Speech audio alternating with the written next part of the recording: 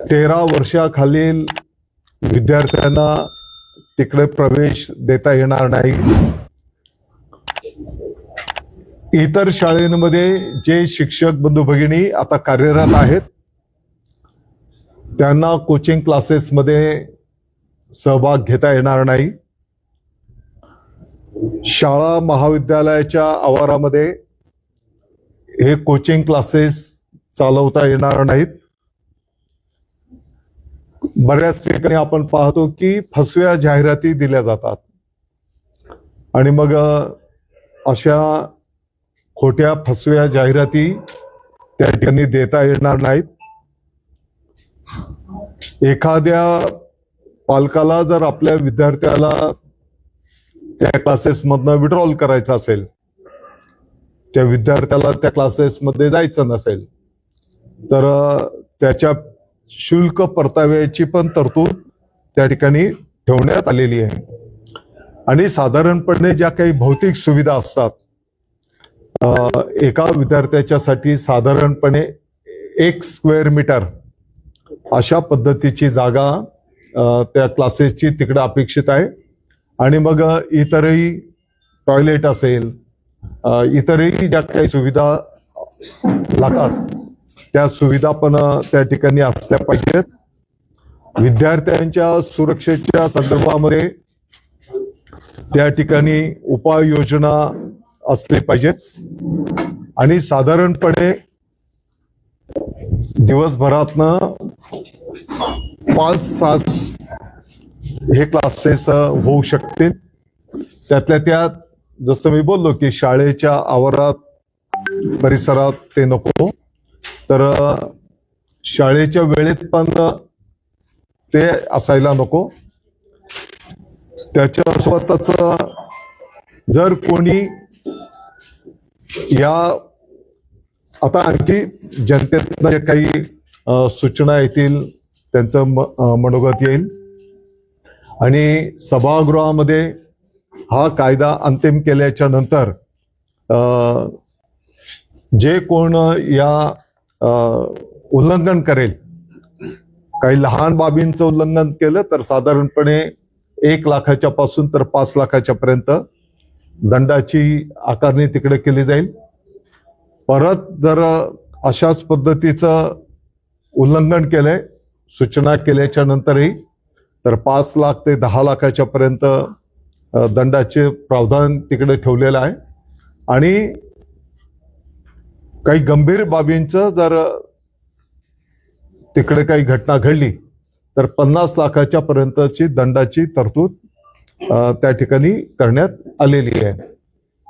मला वाटतं की महाराष्ट्राच्या सर्व पालकांनी या संदर्भामध्ये जे काही चिंता व्यक्त केली होती, केंद्र शासनाचं जे काही मार्गदर्शन आहे आणि इतर राज्यांमध्ये पण या संदर्भातले काय नियम केलेले आहेत, सर्वसाधारणपणे याचा विचार करून अभ्यास करून हे प्रारूप तयार करण्यात आलेलं आहे।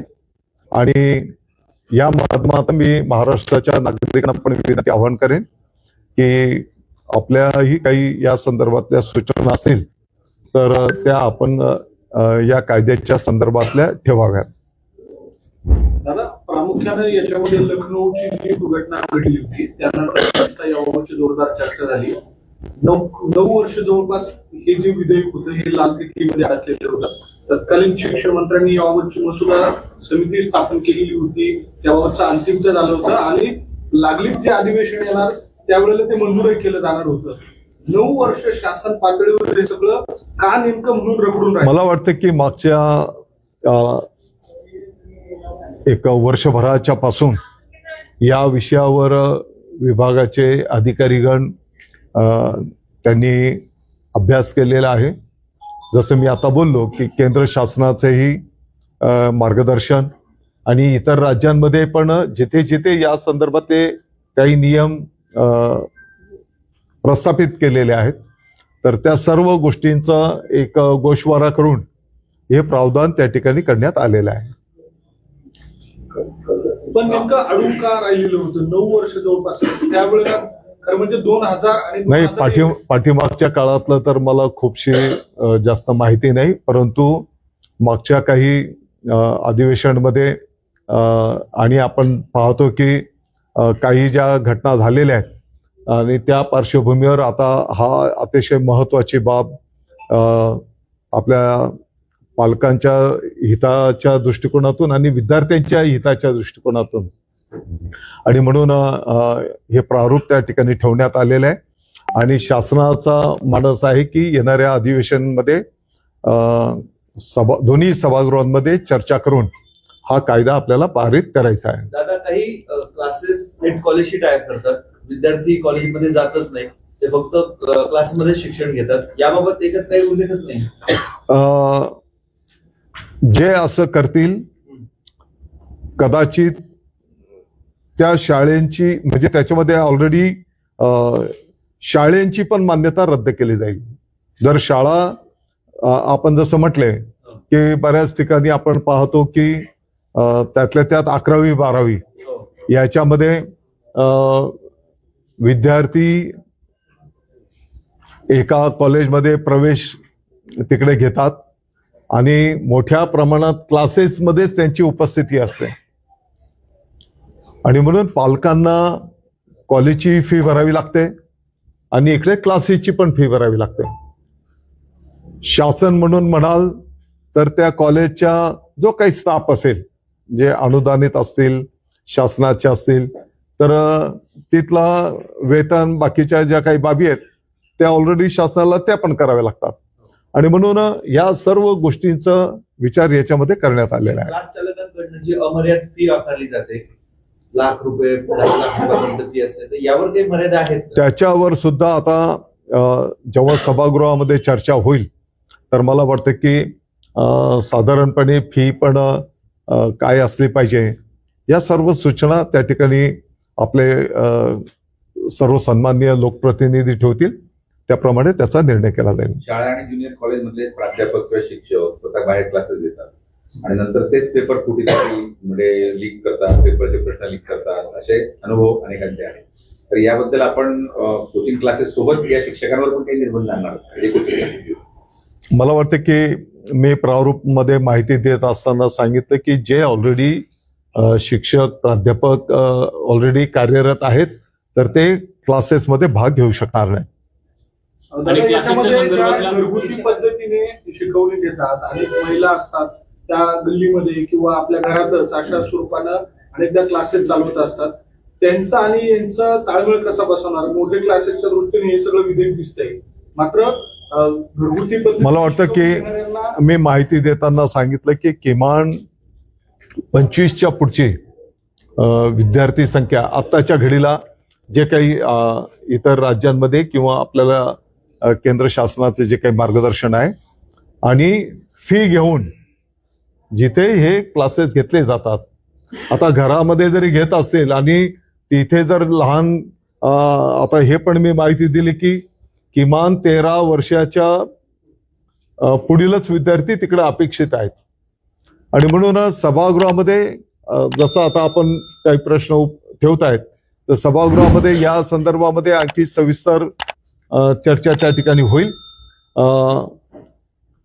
काही दुर्दैवी घटना पण आपण झालेल्या बघितलेल्या आहेत क्लासेसच्या त्या कॅम्पसमध्ये, तर या सर्व गोष्टींचं प्रावधान कन्सिडर करून हा कायदा त्या ठिकाणी केला जाईल. त्याच्यातच जोडून एक सांगतो की क्लासेस जनरली ग्राउंड फ्लोअरला किंवा फर्स्ट फ्लोअरला खूप कमी असतात, ते दुसऱ्या तिसऱ्या चौथ्या मजल्यावर असतात आणि तिथे सुरक्षेच्या दृष्टीने जसं तुम्ही सांगितलं की आपण किमान तेवढी स्क्वेअर फूट जागा ठेवणार आहोत त्यांच्यासाठी, पण तिथे बाकीच्या पण फॅसिलिटी नसतात. आता आपल्याकडे क्लासेसची संख्या किती, जसं मागे एक प्रकरण घडलं होतं गुजरातमध्ये, तिथे मुलांना वरतून उड्या मारला, आग लागल्या. मी तेच बोललो की काही पण शिक्षणाच्या बरोबरच या सुरक्षेच्या दृष्टीने काही प्रावधान आहे? मी तेच सांगितलं आपल्याला की भौतिक सुविधा त्याच्यामध्ये या सगळ्या गोष्टी आल्या की किती जागा असली पाहिजे, किती विद्यार्थी असणार आहेत, त्या प्रमाणात स्वच्छतेची व्यवस्था आहे का, अगदी काही बाबा एखादं काही फायर फायटिंगचं सुविधा प्रावधान तिकडे केलेलं आहे का, या सर्व गोष्टींचा समावेश त्याच्यात आहे. दादा, हा हा जो प्रश्न आता क्लास विषयी आहे, परंतु अनेक खासगी ज्या शाळा आहेत, अंगणवाडी असेल किंवा प्ले ग्रुप वगैरे आपण म्हणतो, तिथे कुठल्या सुविधाच नाहीये. एखाद्या घराच्या गच्चीवर कुठेतरी अशा ठिकाणी आहेत जिथे ना फायर ऑडिट असतं, ना इतर कुठल्याच सुरक्षेच्या बाबतीत काळजी घेतली. मला वाटतं की अंगणवाडी म्हणजे खाजगी याच्यातल्या प्ले ग्रुपच्या संदर्भातलं आता त्याचंही काही काम प्रगतीपथावर आहे. त्याची पण नियमावली तयार करण्याचं काम प्रगतीपथावर आहे. दादा म्हणजे 13 वर्षाच्या मुलांनी 13 वर्षाच्या आतल्या मुलांनी क्लासला जायचंच नाही, असं अपेक्षित आहे. पहिली दुसरी तिसरीच्या मुलांनी काय बघा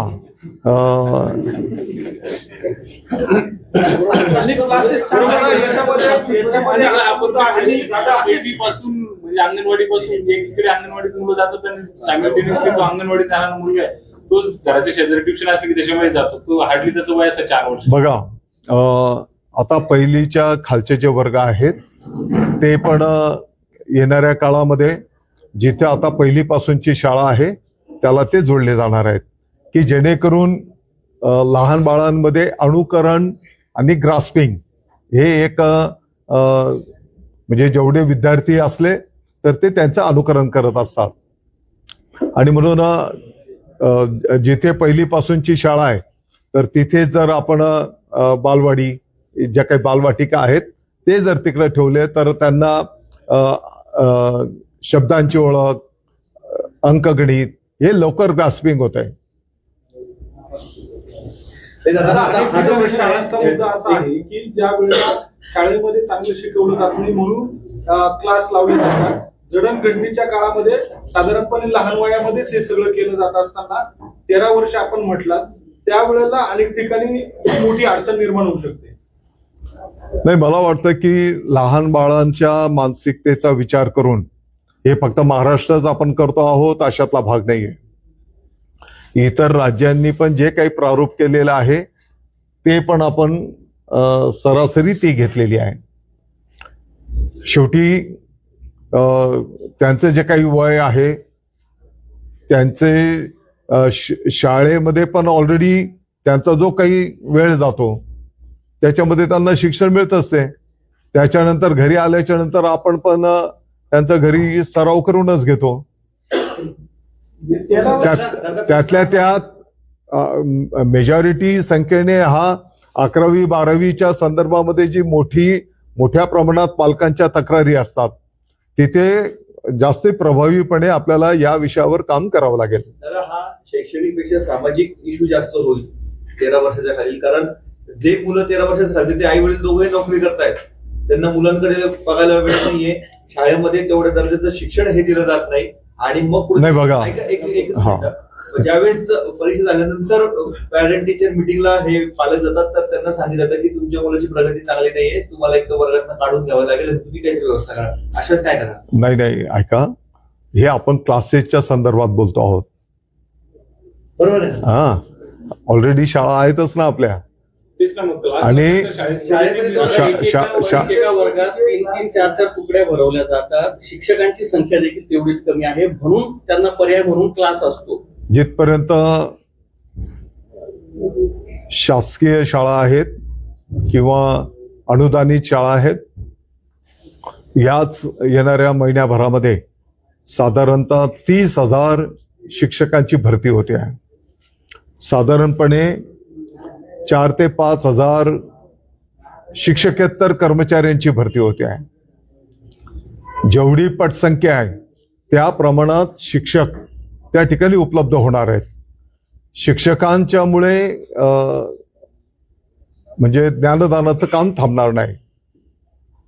पण दादा तुम्ही एका बाजूला म्हणतात भरती होते, भरती शिक्षण सेवकांची केली जाईल, त्यांना महिन्याला 5-10 हजार रुपये दिले जातील, तर ते आपल्या रोजगारासाठी किंवा आपल्याला 2 पैसे मिळावे यासाठी ट्युशन घेतात. एका बाजूला तुम्ही सेवा करून देतात त्यांच्या. नाही ऐका, तो लागल्याच्या नंतर 3 वर्षाचं त्याचा कार्यकाळ झाला की तो परमनंटच होतो. आणि ती गेल्या अनेक वर्षांच्या पासूनची ती अट आहे. परमनंट झाला तर 25% परमनंट होतो. आपण माझी आपल्याला विनंती असणार आहे की आपण म्हणजे शाळेकडे जास्ती लक्ष देऊया त्या शाळेमध्ये काही कमतरता असेल तर त्या दुरुस्ती करूया, परंतु शाळेकडे लक्ष न देता क्लासेसकडे व्यक्तिगत याच्याकडे लक्ष देणं हे याला कुठेतरी आपल्याला कमी करावं लागेल. होत नाही आणि आणि म्हणून आदिवासी हे प्रावधान आहेत. नाही, चांगली ही आता उद्याच्याला क्लासेसची विद्यार्थ्यांना शाळेमध्येच आपण एवढं चांगलं शिक्षण देऊया की त्यांना क्लासेसची पण आवश्यकता पडणार नाही. पण हे कुठल्या वर्षापासून सुरू होईल? आता येणाऱ्या अधिवेशनामध्येच विभागाचा शासनाचा मानस आहे की आपण हा कायदा करूया. दादा सिलेबस पासून सुरू होईल, पुढच्या सिलेबस पासून होऊ शकतो. दादा दुहेरी प्रवेश जो आहे क्लासचा आणि कॉलेजचा, याच्यावर आपण जे काही म्हटलं ऍक्शन घ्यायचं, तर ऍक्शन आपण शासन नात्याने कशा प्रकारे घेणार? हा कायदा झाल्याच्या नंतर कागदपत्रे 70% हजेरी दाखवली तर कागदपत्र वगैरे कसे तपासले जाणार? कोणते शाळांची, शाळांनी जर एखाद्या विद्यार्थ्याची 70% हजेरी दाखवली आपण तिच्यावर ऍक्शन घेऊ शकत नाही.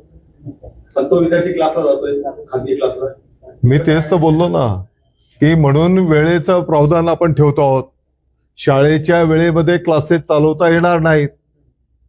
आपण शाळेची तपासणी केल्याच्या नंतर तिथे जर विद्यार्थी नाही दिसले कारवाई होईल. एकाच क्लासला विविध शाळेचे विद्यार्थी असतात, शाळेचे प्रत्येकाची वेळ वेगवेगळी असते. असेच आपण काही टायमिंग दिले, आपण 5 तास बोलले त्यामध्ये, एखादा खाजगी क्लास फक्त 5 तास चालू शकतो. नाही, आपण माझी आपल्याला विनंती आहे की शाळेच्या हिताच्या जास्ती गोष्टी करू आपण. दादा क्लासेस चालकांचा याला विरोध आहे. त्यांनी पत्रकार परिषद घेतली आणि ते सांगितलं की जे काही 13 वर्षाचा जो काही क्रायटेरिया लावलेला आहे तो चुकीचा आहे. तर या संदर्भात म्हणजे 13 वर्षाचा विद्यार्थी हा साधारण 6वीच्या पुढचा विद्यार्थी असतो. मग 5वीच्या विद्यार्थ्यांनी पण क्लासेसला यायचं नाही का? त्यांनी त्यांचं मत ठेवावं ना. आता पब्लिक डोमेन मध्ये जर आपण टाकलेलं आहे, ज्याला जे जे मांडायचं आहे ते मांडू शकतात. दादा सगळ्यात महत्वाचं की त्या टाईप शाळा आहे त्या 11वी बाबत, 11वी आणि 12वीच्या याच्यासाठी, आणि सगळ्यात महत्वाचं की नीट आणि सीएटी साठी क्लासेस लावतात. पण आता ते सगळं बंद झाल्यानंतर महाविद्यालयामध्ये किंवा ज्युनियर कॉलेज शाळेमध्ये त्या दर्जाचं शिक्षण मिळावं यासाठी काय काय करावं? आपण बंद झाल्याची गोष्ट करत नाहीये. होत नाही आणि आदिवासी आपण ते मंत्री बंद करायला अशोक उईके जोपर्यंत बोलत नाहीयेत. आपण बोलतो आहोत की त्याला आपण कायद्यामध्ये त्याचं कायद्याचा प्रारूप करून त्यांना त्याच्यामध्ये काम करायला बोलतो आहोत.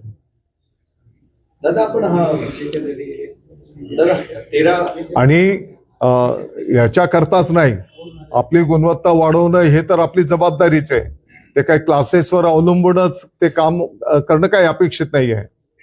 परंतु जी वस्तुस्थिती आहे ती पण स्वीकारावी लागेल आपल्याला. दादा आता 9 वर्षापासून हे म्हणजे हा प्रश्न प्रलंबित होता, काही कारणाने रखडला नाही, मला माहित नाही मागच्या. पण हे काँग्रेस जनता पार्टीचा धसका घेऊन आपण करतोय का? तर त्यांनी सगळ्या गुणवत्ता आणि तुम्हाला मी याचा फाईल देईल या विषयाची. ती फाईल कधीपासून तुम्ही सांगताय 9 वर्षापासून, मला पाठीमागच्या काळातलं माहित नाही, पण साधारणपणे वर्षभराच्या पासून आपला विभाग या विषयावर काम करतो आहे.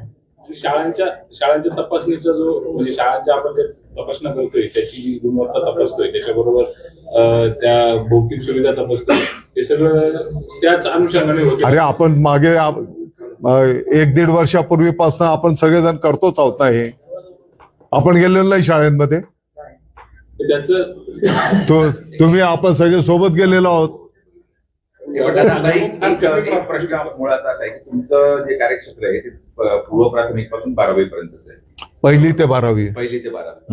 आता तुमचा हा कायदा 12वी पर्यंतच त्याच क्लासेसला लागू होणार की त्याच्यानंतरच्या? कारण की बरेचसे क्लासेस एमपीएससीचे असतात, नीटची परीक्षा म्हणजे ती 12वी नंतरची असते, तर त्याच्या पुढचं काही सगळं याच्यामध्ये चर्चा करताना काहींनी तर हे पण काही मनोगत ठेवलं की बाबा काही ठिकाणी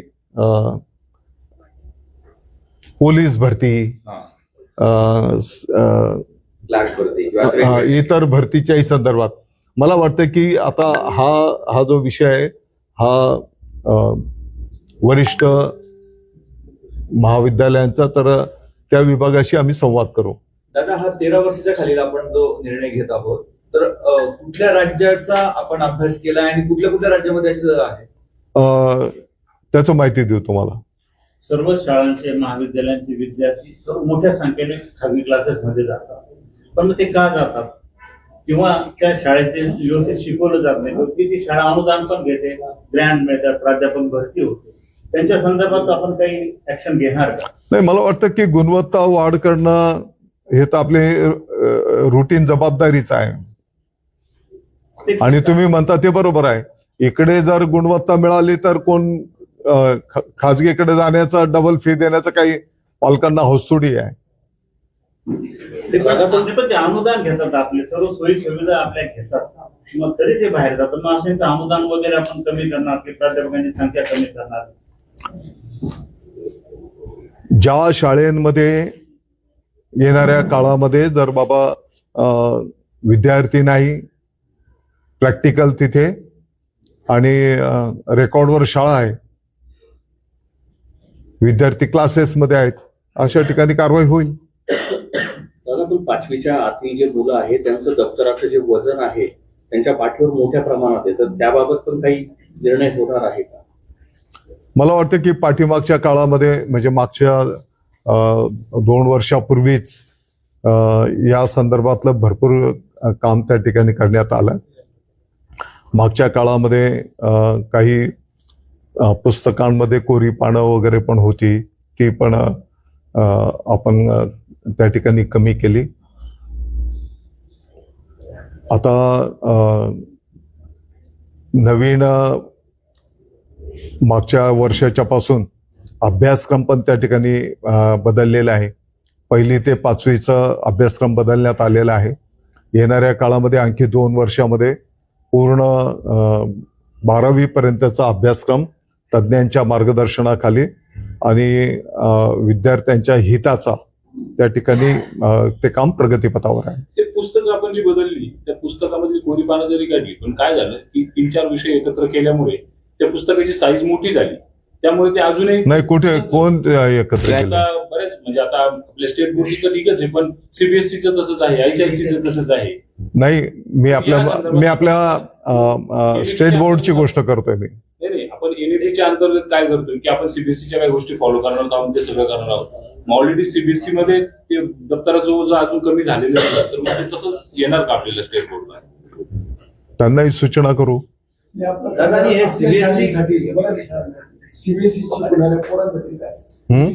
म्हणजे आपण जो शिक्षण आता जो अभ्यासक्रम आपण बदललेला आहे ते जर तुम्ही बघितलं तर जसं लोकांच्या मनामध्ये एक भावनात्मक गोष्ट असते की बाबा इंग्रजी शाळा किंवा सीबीएसई पॅटर्न, तर त्याच्यातल्या काही ज्या चांगल्या गोष्टी होत्या त्या गोष्टी आता आपण आपल्या मराठीमध्ये घेतलेल्या आहेत. तुम्ही जो कायदा त्यांचं म्हणणं तेच आहे की तुम्ही जो कायदा बनवला हा मराठी शाळांसाठी आहे का सीबीएसई आयसीएसई सगळ्यांना लागू आहे? क्लासेसचा सगळ्यांसाठी आहे, सर्वांसाठी आहे. आणि तिन्ही सिलेबससाठी मग हे दप्तराचं ओझं पण महाराष्ट्रामध्ये तरी किमान तिन्ही लोकांसाठी सेम असायला पाहिजे असं. दादा, 15 आपण आपलं मराठीचं तर कमी केलेलं आहे, तुम्ही म्हणताय तसं इतर माध्यमांचं तपासून घेऊ. सीबीएसईचा प्रॉब्लेम असा झाला, शाळेनुसार पुस्तकं बदलत आहेत, पण ते त्या एका ठराविक दुकानामध्येच मिळतात, दुसऱ्या दुकानामध्ये मिळत नाही. त्या संदर्भातला पण नियम आहे. त्या पालकांनी जर तशी तक्रार दिली तर त्याची चौकशी करता येईल. विशिष्ट दुकानातून हे साहित्य घेतलं पाहिजे असं बंधनकारक त्या ठिकाणी करता येणार नाही. शाळेचं सिलेबस आयसीएसई पॅटर्न समजा झेवियरचा विद्यार्थी आहे त्याला वेगळं पुस्तक आहे, डॉन बॉस्कोचा विद्यार्थ्याला वेगळं पुस्तक आहे, मानचा विद्यार्थ्याला वेगळं पुस्तक आहे, सेम पॅटर्न आहे, वर्ग सारखे आहे, आणि सिलेबस वेगवेगळा आहे आयसीएसई मध्ये. सीबीएसईला समजा एखाद्या भोसलामध्ये सीबीएसई असेल तर तिथे जी पुस्तकाचा जो 5वीचा विद्यार्थी असेल त्याला जी बुक्स आणि सिलेबस आहे तो जर फ्रावाशी अकॅडमीमध्ये असेल तर त्याचं पूर्ण डिफरंट आहे. Different आहे. Group पण वेगळे आहे, सगळंच वेगळं आहे. सगळंच वेगळं आहे. आणि त्याचं दुकान पण वेगळं आहे. नाही अधिकाऱ्यांच्या माध्यमातून याची चौकशी करून घ्या. त्याचे पब्लिकेशन नुसार बदल पब्लिकेशन जेवढं कमिशन देत जाणार त्याप्रमाणे आपण जर शाळेची फी जर वेळेवर दिली नाही तर त्यांचा 100 रुपये पर डे ही लेट फी देखील शाळा घेते. म्हणजे यांचं स्वतःच उदाहरण तसंच आहे. त्याच्यात टाकायचं CBSE. मराठी शाळेत टाकायचं. असं वेळेत द्यायची ना. ठीक आहे, सर. दादा, एक अजून महत्त्वाचा विषय आहे का आपण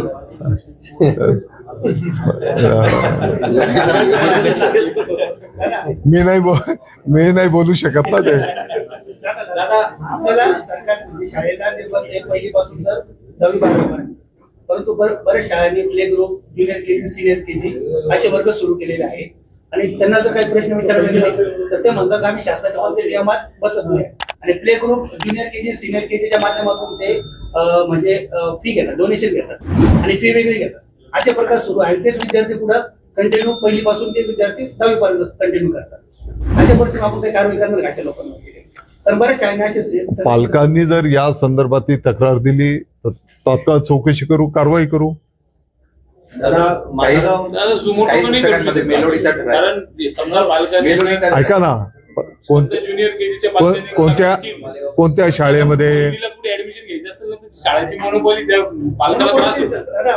म्हणजे ज्युनियर केजी, सिनियर केजीच्या माध्यमातून नुसतं समजा नाव न टाकता जरी त्याने माहिती दिली की बाबा या शाळेमध्ये एवढी फी आकारली जाते आहे, आम्हाला ऍडमिशन नाही करायची तिकडे पण करू शकतो आपण. दादा मेलोडीचा धडा पण आहे काही शाळांमध्ये. मग आजचा प्रमुख विषय आपला होता की ऐका ना, माझी आपल्याला विनंती आहे, या विषयाच्या संदर्भामध्ये विद्यार्थ्यांचं हित, पालकांचं हित आणि गेल्या अनेक वर्षांच्या पासून या संदर्भामध्ये पालकांना अपेक्षा होती की असं काहीतरी कायदा आला पाहिजे. आणि म्हणून मुद्दामहून आपल्या माध्यमातून मी महाराष्ट्राच्या नागरिकांना विनंती आवाहन करतो की आपल्याही काही सूचना या संदर्भातल्या असतील तर त्या आपण द्याव्या. दादा मुदत किती दिली तुम्ही सूचनांसाठी? 4 सप्टेंबर पर्यंत. दादा मालेगावच्या उपमहापौर आहेत, त्यांच्या दालनामध्ये पुन्हा एकदा टिपू सुलतानचा फोटो लावलाय. छत्रपती शिवाजी महाराज, बाबासाहेब आंबेडकर यांच्या जोडीला टिपू सुलतानचा फोटो लावलाय. मागे काढला होता, परत वादळ उठला आणि पुन्हा एकदा त्यांनी फोटो लावला. मी तात्काळ माहिती घेईल आणि तसं जर त्यांनी केलेलं असेल तर त्यांना फोटो काढण्याच्या संदर्भात सूचना करेन. सीजीपीचे पदाधिकारी कार्यकर्ते ठिकठिकाणी शाळांमध्ये जाऊन तपासणी करतायत, व्हिडिओ काढतायत, रील करतायत, त्यांना परवानगी आहे? मला वाटतं की आज काही तरुण तिकडे बंगल्यावर आले होते आणि या संदर्भामध्ये ते त्यांच्या भावना त्यांनी ठेवल्या. मी त्यांना समजावून सांगितलं की बाबा शाळेत जात असताना खूप गर्दी घेऊन जायचं, अगदी कॅमेरे घेऊन जायचे, तिथे लहान विद्यार्थी असतात, काही ठिकाणी विद्यार्थिनी असतात,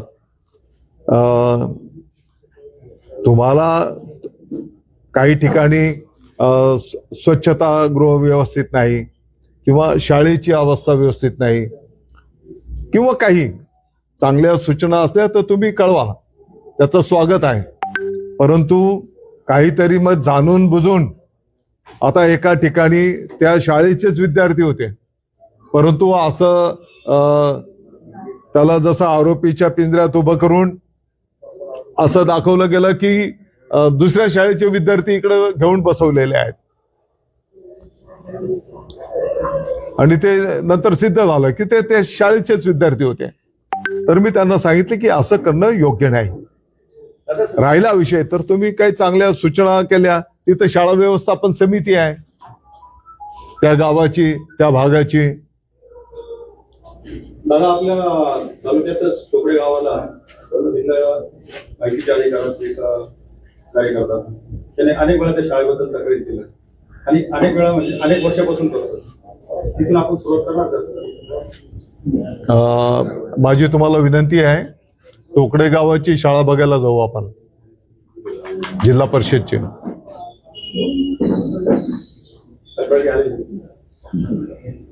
ते सांगतो ना मी, आपण शाळा बघायला जाऊ ना.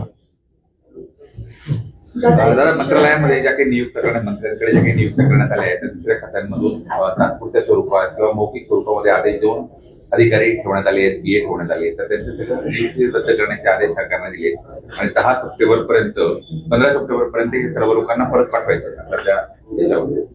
आता आलंय का? नाही, मला माहित नाही. कधीपासून दप्तर वाटप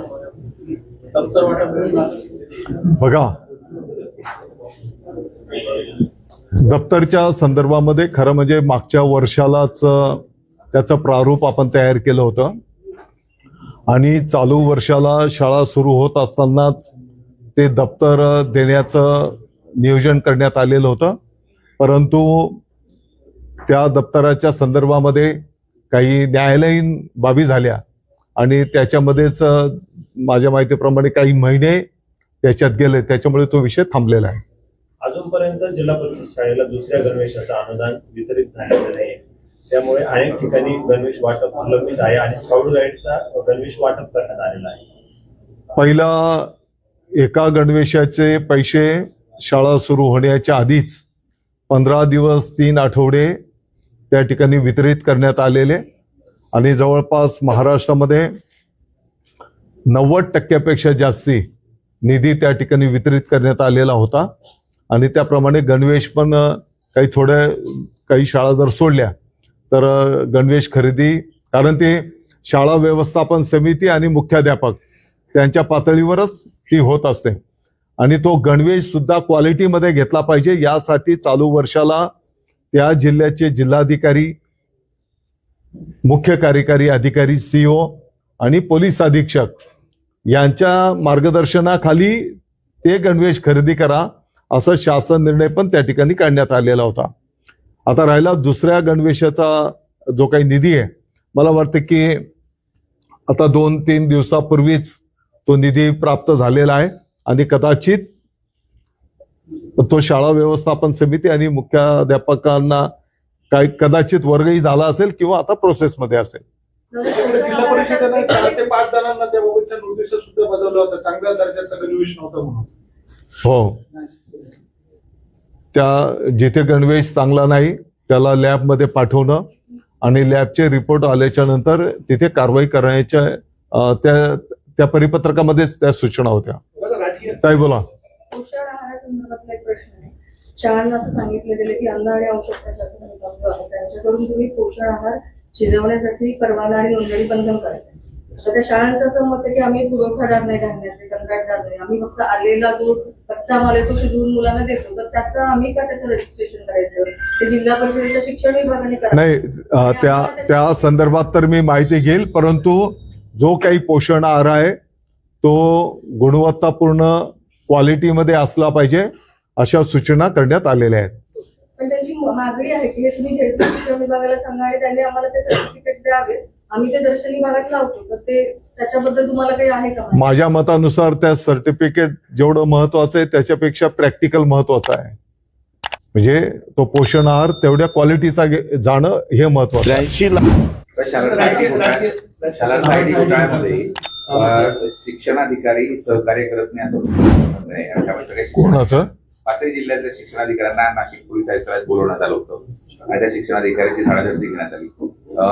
शिक्षण विभाग त्याबद्दलची काही चौकशी सुद्धा करत नाही असं समोर आलेलं आहे. तर शिक्षण विभाग खरोखरच गंभीर आहे का या सगळ्या घोटाळ्यावर? ठीक आहे. आणि शिक्षण अधिकारी कोण नाही, पोलीस प्रशासनाने जर असं निदर्शनास आणून दिलं तर जे अधिकारी या चौकशीला सहकार्य करत नसतील त्यांच्यावर त्या ठिकाणी कठोर कारवाई केली जाईल. आधारच्या पिंपरी आश्रम शाळेचा विषय आहे. तिथं आताचे जे ट्रस्टी आहेत आणि अगोदरचे ट्रस्टी त्यांच्यामध्ये वाद सुरू आहे. मात्र आताच्या ट्रस्टींचं मत आहे की जोपर्यंत वाद तिथला सुटत नाही तोपर्यंत आम्ही तिथलं जे काही कंपाऊंड पडलेलं आहे ते व्यवस्थित करणार नाही. मागे काही दिवसांपूर्वीच तिथे मुलांनी आत्महत्या केली. पिंपरी आश्रम शाळेची गोष्ट आहे, त्र्यंबकेश्वर तालुक्यात आश्रमशाळा. हो, अनुदानित आहे तर त्या ट्रस्टीचं मत आहे की नाही. जोपर्यंत आमचा वाद सुटत नाही तोपर्यंत मी हे गोष्टी करणार नाही. कदाचित हा वेगळ्या विभागाचा विषय असेल, तत्राप विद्यार्थ्यांचा विषय म्हणून मी त्याचं माहिती केलं. आणि जिथे आपल्या विभागाची गोष्ट सांगतो, जिथे संस्थेच्या ट्रस्टींमध्ये वाद असतील तर तिथली भरती करताना म्हणजे शिक्षण विभागाने पुढाकार घ्यायचा आणि तिथली भरती करायची, हा निर्णय विभागाने केलेला आहे.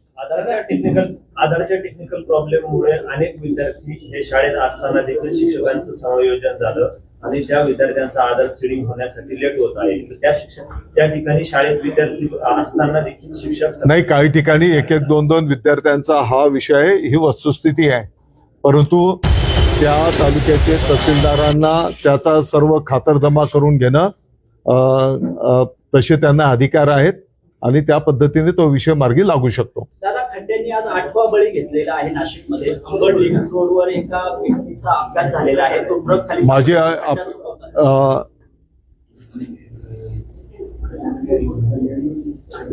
जे काही दुःखद घटना झाली असेल तर ती निश्चितपणे आपल्या सर्वांच्यासाठी दुःखदायक आहे. मी स्वतः जे काही ज्या विभागाशी संबंधित तो विषय असेल त्यांना मी स्वतः त्या ठिकाणी बोलेन. आणि पाठीमागच्याही काळामध्ये जेव्हा माननीय मुख्यमंत्री महोदयांनी या संदर्भात बैठक घेतली होती तर सर्व विभागांनी एकमेकांशी संवाद ठेवला पाहिजे अशी सूचना त्या बैठकीमध्ये मी स्वतः पण केली होती.